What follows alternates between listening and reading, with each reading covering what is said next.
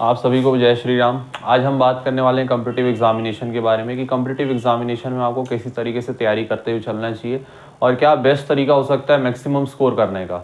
सबसे पहले आप ये ध्यान रखो, कॉम्पिटिटिव एग्जामिनेशन जो है वो एक एलिमिनेशन एग्जामिनेशन है।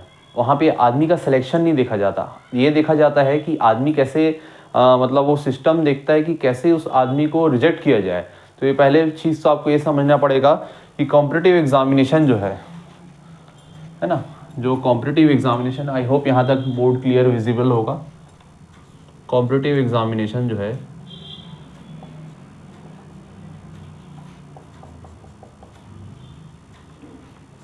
एक elimination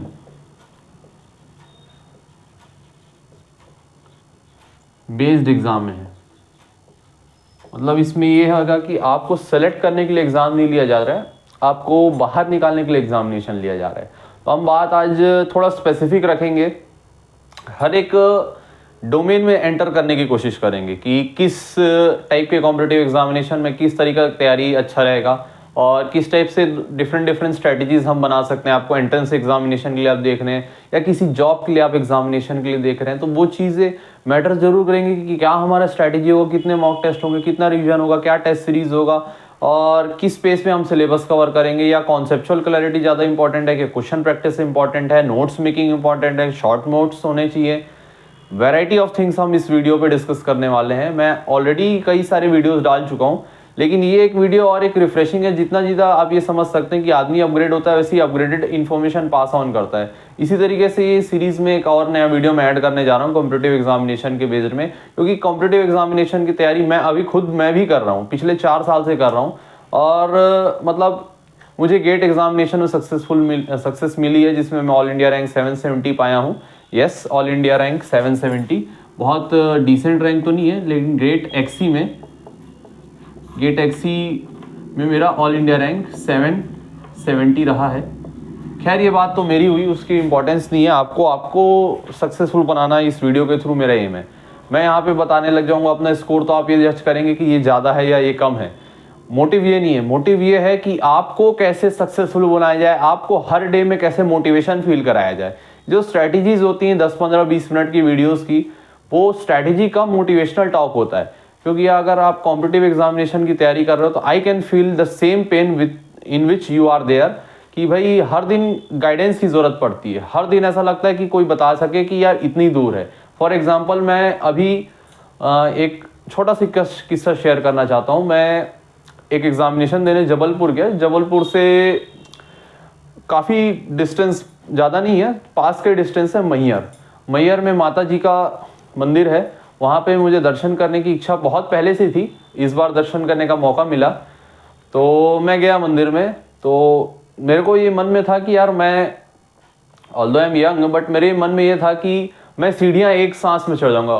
what do you mean by एक सांस? एक सांस का मतलब कि मैं चढ़ रहा हूँ तो चढ़ ही जाऊँगा यार, उसमें क्या फ़र्क पड़ेगा करके। मतलब माता जी का पूरी श्रद्धा भक्ति से विश्वास है भाई, मैं प्रणाम बोलता हूँ उनको, माता जी की हमेशा श्रद्धापूर्वक प्रणाम बोलता हूँ। लेकिन बात ये नहीं थी, बात ये थी कि हल्का सा 1% मेरे दिमाग में ये था कि यार मैं जल्दी सीढ़ी चढ़ सकता हूँ और जल्दी जो है दर्शन करके मतलब दर्शन प्राप्त कर सकता हूँ जल्दी। लेकिन वो हल्का सा जो था 100-150 सीढ़ी में मेरा वो जो 1% का एरोगेंस था, या हल्का सा कह सकते हैं आप घमंड वाली भाव, या हल्का सा अहम वाली भाव, वो तुरंत क्लियर हो गया। अच्छी बात थी, बहुत ज़्यादा घमंड नहीं था। मेरा सांस फूलना शुरू हो गया 150 अराउंड 150 या 200 सीढ़ी के बीच में सांस फूलना शुरू हो गया। फिर मैंने बाकी लोग को देखा कि वो मेरे से 30-40 साल बड़े हैं, लेकिन दे वर कंफर्टेबल क्लाइंबिंग अप, मतलब वो किस तरीके से आराम से बिल्कुल ऊपर जा रहे थे। तो मैं समझा कि सबसे पहली बात, अगर आपके अंदर श्रद्धा भाव है तो आपको विनम्र होना चाहिए। साथ ही साथ ये सोचना चाहिए कि ये माता जी का एक टेस्टिंग फेज भी रहता है कि आपके अंदर कितनी विनम्रता है।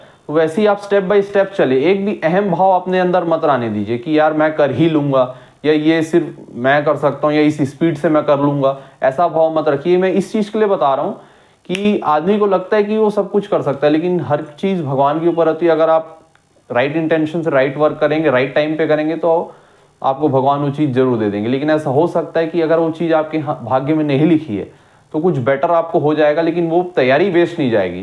तो जो भी कॉम्पिटिटिव एग्जामिनेशन की तैयारी करता है ना, तो उसके अंदर वो कैरेक्टर डेवलप हो जाता है। आप एसोसिएट कर पाएंगे मुझसे कि जो नॉर्मल एक ग्रेजुएशन करके तुरंत जो जॉब ले लेता है, उसके अंदर जो माइंडसेट होता है जो कॉम्पिटिटिव एग्जामिनेशन 4-5 साल के ग्राइंडिंग से निकला रहता है, उसका माइंडसेट, उसका फेलियर हैंडलिंग कैपेसिटी और उसका स्ट्रेस मैनेजमेंट बहुत ही अलग होता है। मतलब उसका कोई कंपैरिजन ही नहीं हो सकता, उस चीज़ का कोई कंपैरिजन नहीं है। तो इसलिए मैं ये चीज़ आपको समझाना चाहता हूँ कि competitive examination is a examination where each and every step and the process which you follow is the most important thing. आप पहले दिन ये नहीं सोच सकते कि मेरा एग्जाम डे में ऐसा दिन जाएगा, क्योंकि मात्र 2 या 3 घंटे का एग्जामिनेशन होगा, डिपेंडिंग अपॉन योर एग्जाम कि वो 2 घंटे का है, 1 घंटे का है, 3 घंटे का है।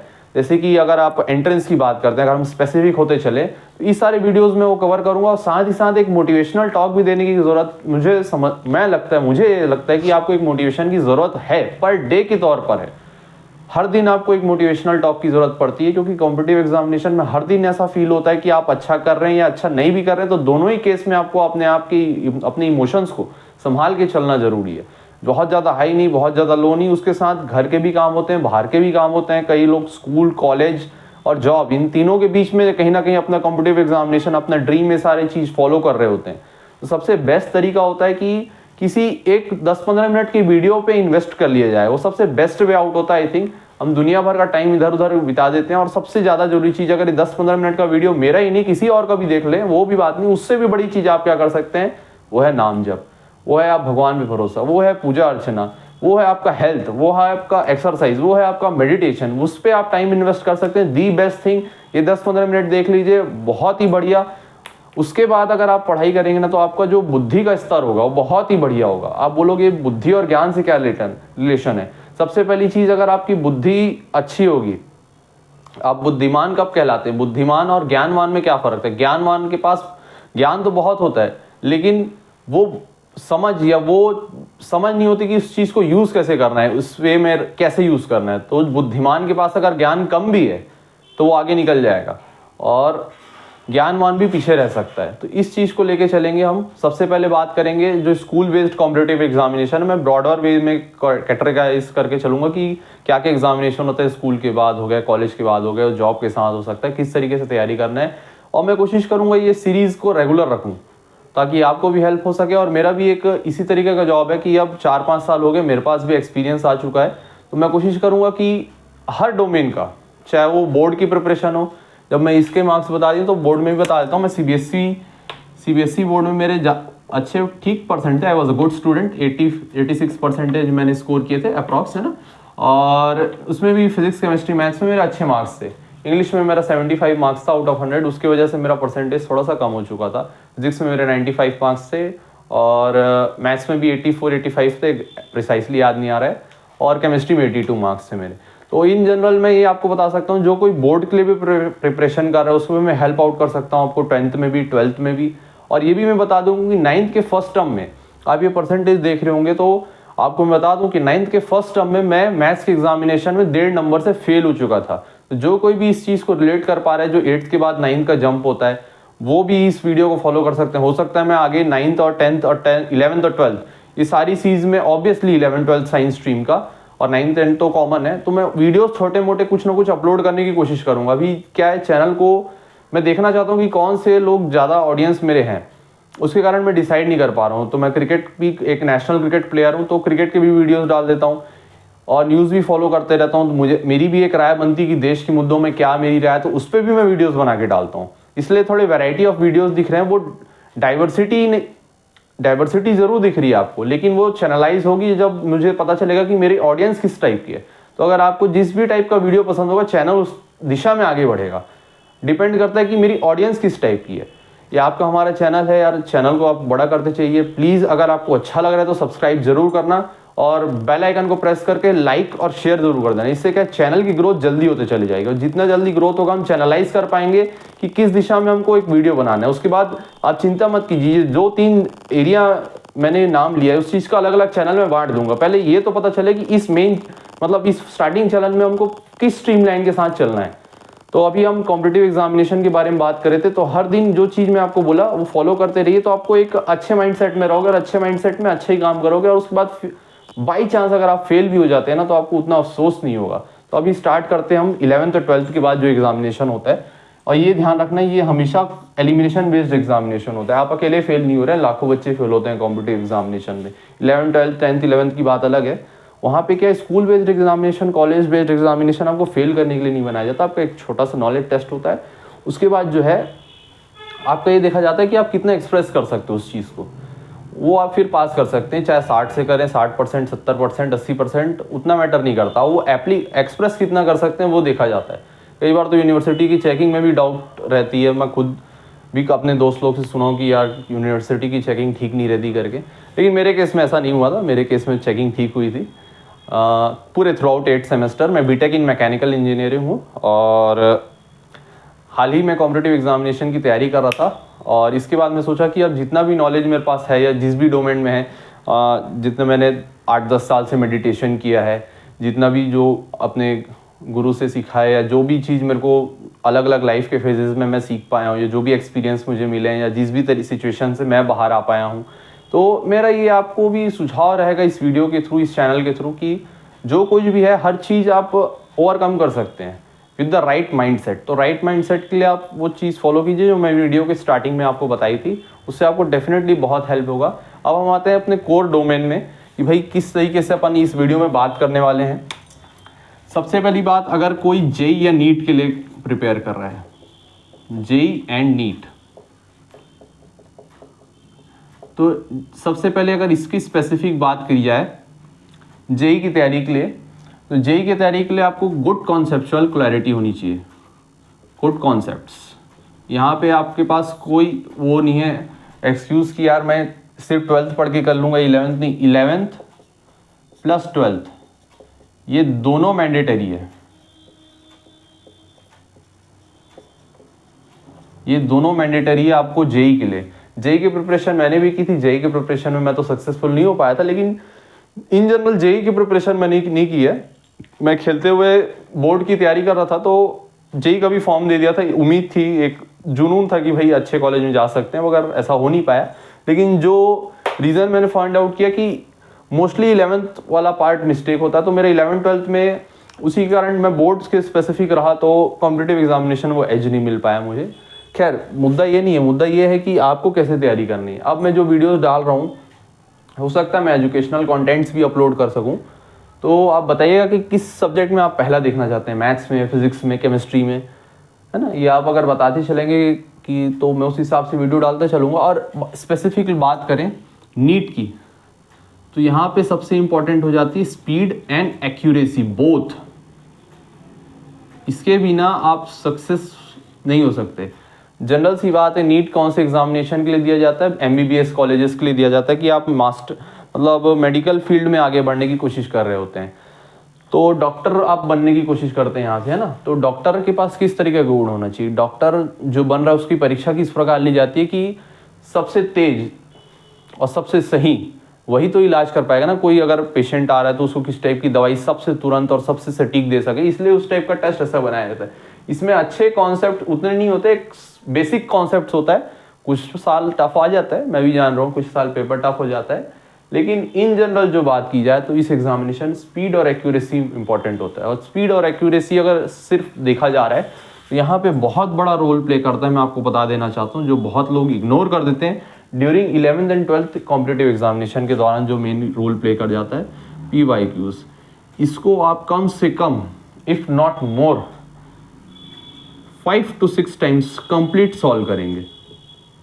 जी हाँ, मतलब क्वेश्चन नंबर, पेज नंबर रट जाना चाहिए, रट जाना चाहिए, मतलब रट जाना चाहिए। इस टाइप की तैयारी करो। बोलो आप सॉल्यूशन देख के तैयारी करना, सॉल्यूशन देख के तैयारी कर लो, उससे फर्क नहीं पड़ता। लेकिन उसके बाद जो आपका कॉन्फिडेंस आएगा ना, मोर और लेस जो 60 से 70% ऐसे झट से आप लगाओ इन्हें क्वेश्चन, उसमें आपको बहुत हेल्प करेगा। और प्लस वो जो तैयारी होगा उसके बाद आपको 10-20% जो एक्स्ट्रा एज मिलेगा, जो आप यूज़ कर सकते हो टेस्ट सीरीज़ के माध्यम से, मॉक टेस्ट के माध्यम से, फुल लेंथ टेस्ट सीरीज़ के माध्यम से, उससे आपका परफॉर्मेंस बेटर हो जाएगा। ठीक है, तो ये नीट की तैयारी का मैं बात कर रहा हूँ। जेई के लिए तो यार आपको प्रॉपर गुड कॉन्सेप्ट्स चाहिए, प्लस प्रैक्टिस चाहिए, प्लस लास्ट टाइम में मॉक टेस्ट चाहिए। लेकिन इसमें मेरे हिसाब से फुल लेंथ टेस्ट सीरीज़ तो इंपॉर्टेंट हर एग्ज़ाम में होने वाला है।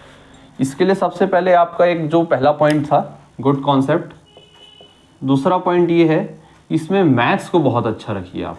कोई भी चीज़ हो मैथ्स को अच्छा रखिए, चाहे फिजिक्स की बात हो, केमिस्ट्री की बात हो, ये तीनों में हेल्पफुल होगा आपका। मैथ्स अगर अच्छा होगा तो फिजिक्स में भी हेल्प करेगा, केमिस्ट्री में भी हेल्प करेगा, मैथमेटिक्स मैथ्स में तो हेल्प करेगा ही। तो जेईई की तैयारी के लिए ना आपको मैथ्स बहुत स्ट्रॉन्ग चाहिए। जी हाँ, मैथ्स बहुत स्ट्रॉन्ग चाहिए। लोग बोलते हैं केमिस्ट्री स्ट्रॉन्ग चाहिए, नई सिलेक्शन अगर आपको अच्छे रैंक से अच्छे IITs अच्छे NITs में चाहिए तो आपकी मैथ्स बहुत स्ट्रॉन्ग होनी चाहिए। और एक बात मैं बताना चाहता हूँ कि जिन लोग का मैथ्स वो स्ट्रॉन्ग करना चाहते हैं या जो स्ट्रॉन्ग कर लेते हैं उनको बहुत ईजी जाता है फिज़िक्स में, बहुत ईजी जाता है फिज़िकल केमिस्ट्री में। तो फिज़िक्स में जो मैकेनिक्स वाला पार्ट है उसमें कैलकुलेशन बहुत आ जाती है।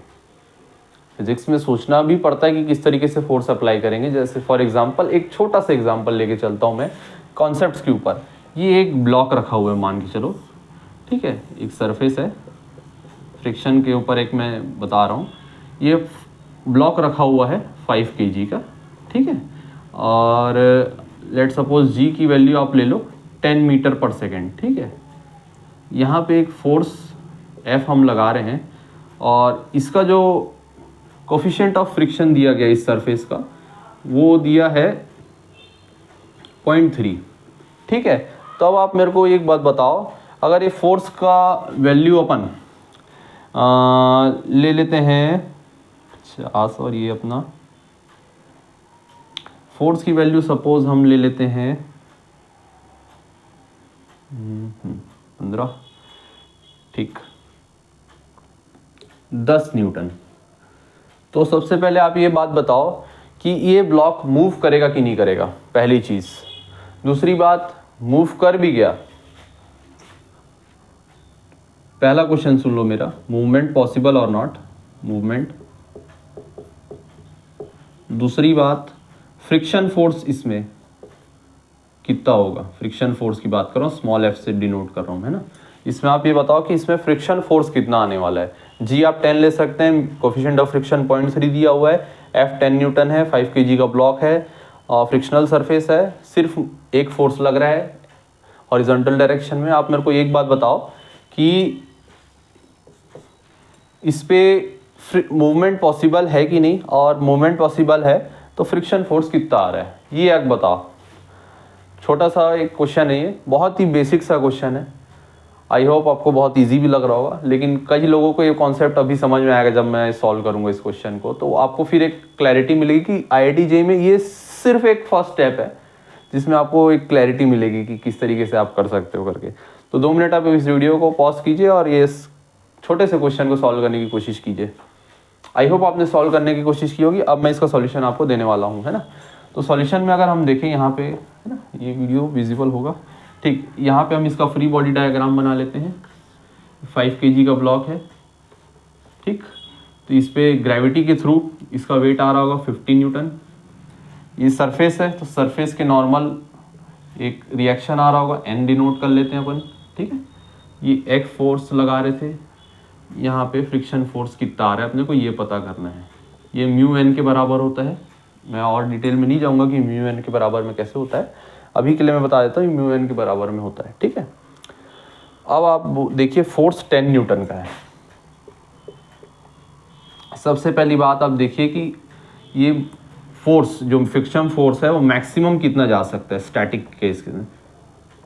तो 0.3 इंटू N, तो y में summation y is equals to 0, तो N is equals to 50 newton. तो ये हो गया आपका 15 न्यूटन मैक्सिमम। इससे पहले तो हिलेगा ही नहीं वो, तो मूवमेंट पॉसिबल नहीं है, ठीक है, मूवमेंट पॉसिबल नहीं है। दूसरी बात, फ्रिक्शन फोर्स कितना होगा, फ्रिक्शन फोर्स 15 न्यूटन होगा, गलत, फ्रिक्शन फोर्स सिर्फ 10 होगा। आप समझिए कि फ्रिक्शन फोर्स ऐसा है कि स्टैटिक के केस में अगर आपके पास 100 रुपये है, ठीक है, और कोई 10 रुपये मांगा तो आप सिर्फ 10 रुपये देंगे, पूरा 100 नहीं दे दोगे कि अपनी दिखाने के लिए, संपत्ति दिखाने के लिए कि मेरे पास 100 रुपये है, नहीं। वो फ्रिक्शन फोर्स 15 न्यूटन है, उसके पास 15 न्यूटन झेलने तक की शक्ति है। सामने वाला 10 लगाया तो सिर्फ 10 ही खर्च करेगा वो। तो फ्रिक्शन फोर्स का जो वैल्यू होगा वो 15 न्यूटन नहीं होगा, ये मैक्सिमम है। जो एक्चुअल इस केस में फ्रिक्शन फोर्स का वैल्यू होगा वो सिर्फ 10 न्यूटन होगा, जितना अप्लाइड है उतना ही होगा, और 15 न्यूटन होगा तो जस्ट अबाउट टू मूव होगा बॉडी, ठीक है, इक्विलिब्रियम में फिर भी रहेगा। और 15.1 जैसी हुआ वो ब्लॉक मूव कर जाएगा। तो ये अगर जो लोग इसको अभी समझें मेरे सॉल्यूशन के देने के बाद, तो आप ये ध्यान रखिए कि इस लेवल का कॉन्सेप्ट जरूरी है, और इस लेवल का मैथ्स आपको ये बेसिक है, ये लगाने आना चाहिए। समेशन f(i) = 0, समेशन x = 0, ये सब आप लगाएंगे तो ये जेई में हेल्पफुल रहेगा, ठीक है। तो ये बेसिक टाइप का मैंने अभी आपको समझाया है कि अब इसको समअप कर लेते हैं कि जेई और नीट में आगे हम बात करेंगे कॉलेज गोइंग स्टूडेंट्स के लिए, उसके लिए कॉम्पिटिटिव एग्जामिनेशन में कैसे हम तैयारी कर सकते हैं। ये जेई और नीट के बारे में स्पेसिफिकली बात की थी। क्या वीडियोस शॉर्ट और क्रिंज रखना चाहता हूँ, जैसे कि मैं बोला था, जिसमें आपको पूरी डिटेल मिले, लेकिन एक राइट क्लैरिटी, स्ट्रैटेजी और मोटिवेशन सब चीज़ सॉल्यूशन के साथ मिल सके। तो ये एक पहला चीज़ था जेई और नीट के बारे में। आप समझ सकते हैं कि BYQs दोनों में इंपॉर्टेंट है, लेकिन इसमें गुड कॉन्सेप्ट भी चाहिए, दोनों चाहिए, मैथ्स इंपॉर्टेंट है। इस टाइप का सोच ये फर्स्ट स्टेप है जेई में। इसके लिए PYQs बहुत ज़्यादा इंपॉर्टेंट है, मॉक टेस्ट बहुत ज़्यादा इंपॉर्टेंट है नीट के लिए। फिर हम आगे इस सीरीज़ में बात करेंगे किस तरीके से नोट्स बनाएं, किस तरीके से हम टेस्ट सीरीज़ दें, और भी चीज़ें रिलेटेड बात कर सकते हैं। एक ब्रीफ आइडिया था कॉम्पिटिटिव एग्जामिनेशन के लिए। होपफुली ये वीडियो अच्छा लगा होगा, तो आप चैनल को सब्सक्राइब जरूर करना और शेयर करके लाइक ज़रूर कर देना, ठीक है जी। जय श्री राम।